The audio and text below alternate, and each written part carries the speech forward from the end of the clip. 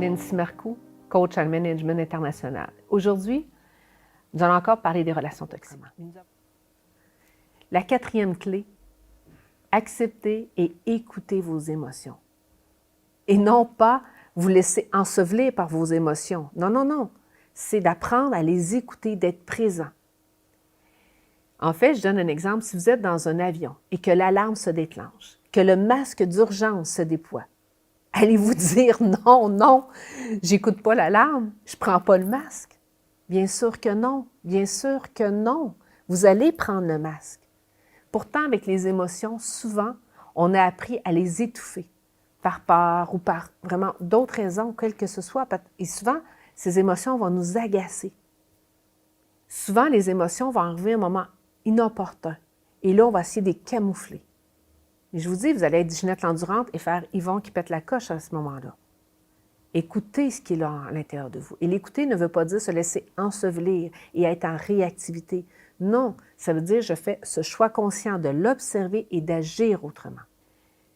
C'est sûr aussi que faire étalage de nos émotions publiques, bien non, on ne veut pas faire ça, on ne veut pas que tout le monde sache qu'est-ce qui se passe. Donc, apprenez et permettez-vous de vous adapter à toute situation de vie. Et plus vous allez être en maîtrise, être capable de vous observer à l'intérieur de vous, plus vous allez être capable d'agir autrement. Mais si vous ne prenez pas le temps de vous observer, eh bien vous allez être en réactivité constante. Pratiquez ce regard intérieur. C'est des indicateurs, des alarmes à considérer nos émotions. Je vous donne un exemple. La colère nous indique une limite à ne pas dépasser ou un besoin qui n'est pas satisfait. Donc, écoutez votre colère. La peur nous incite à nous protéger ou à éviter des dangers. La tristesse permet de prendre conscience qu'il y a une page à tourner, que c'est le moment de faire le deuil d'une situation. Quand il y a une peine d'amour, il y a quelque chose qui se passe, il y a une tristesse. Quand il y a un deuil, quelqu'un qui meurt, mais c'est le moment de tourner la page.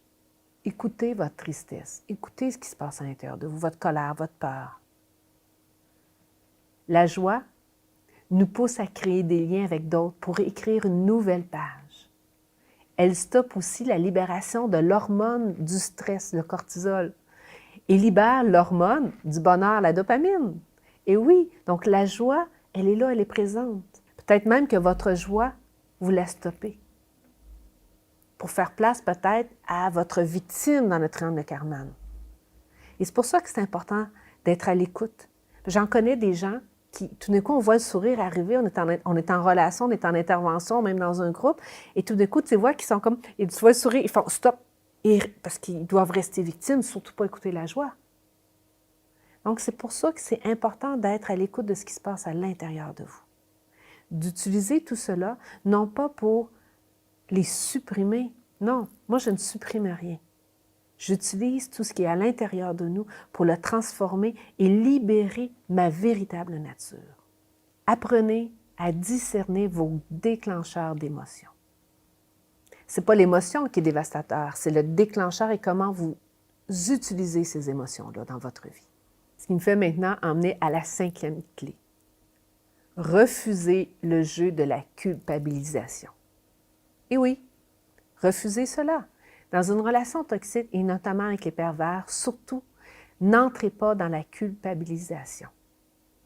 Au lieu de vous justifier, emmenez la personne à prendre conscience de son propre comportement sans entrer dans l'accusation, dans des agressions qui vont juste venir à envenimer les choses.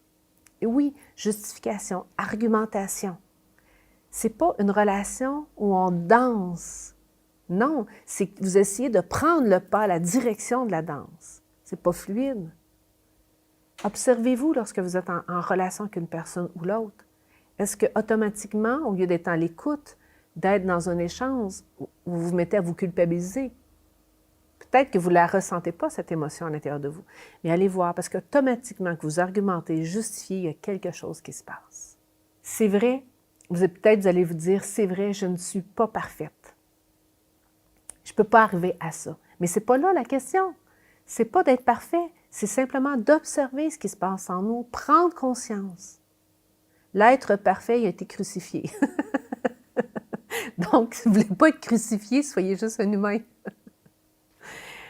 Et ce qui importe, c'est de faire des observations précises à l'intérieur. Et avec un pervers narcissique, c'est important aussi de ramener les faits. De ramener les faits, de lui dire les choses telles quelles qui se passent. Exemple, de lui dire, quand tu arrives à un rendez-vous avec 1 heure de retard, sans me prévenir, dirais-tu que c'est du respect? Donc, vous lui posez une question, parce que le pervers narcissique va automatiquement argumenter. Restez ferme, parce que les personnes toxiques détestent être mis face à leur propre comportement. Je vous le dis, si vous les mettez face à leur propre comportement, ils vont détester. Ils vont argumenter, justifier, mais ils vont vous respecter. Et c'est ça qui est important. Ne leur donnez pas la prise sur vous, l'autorité sur vous. Et aussi, ces personnes toxiques ont aussi horreur d'être fuies, évitées. Donc, si vous les fuyez, les évitez, ils vont couper toute forme de relation. Et c'est OK parce qu'ils sont des personnes toxiques, des personnes manipulatrices, des pervers. Restez ferme avec eux. Et sur un sujet, si ce sujet vous embarque dans une relation qui est vraiment perdante pour vous, ne répondez même pas. Soyez ferme ou ne répondez pas ou quittez cette relation. En fait, limitez au strict minimum, surtout s'il s'agit d'une relation professionnelle, parce que parfois, on n'a pas le choix, ça peut être votre employeur. Donc, limitez vraiment la relation au strict minimum. Restez ferme, restez poli, mais restez ferme. Et au passage, je vous rappelle, renoncez de sauver l'humanité. Ce n'est pas à vous de sauver les pervers narcissiques. Non, non, non. OK? Refusez de rester disponible 24 heures sur 24 pour ces gens. Vous ne pouvez pas les sauver, ce n'est pas à vous de les aider. Les pervers, c'est des gens qui sont... C'est différent, c'est autre chose. Et même, ils sont indifférents à tout ce qui vous porte, à laquelle vous portez intérêt. Ils vont être indifférents à vous. Et souvent, ils vont vous emmener à croire que c'est vous qui êtes la cause de tous leurs soucis, tous leurs problèmes. Ils vont vous l'affirmer tellement avec conviction que vous allez le croire. Mais non, ce n'est pas vrai. Quittez cette relation.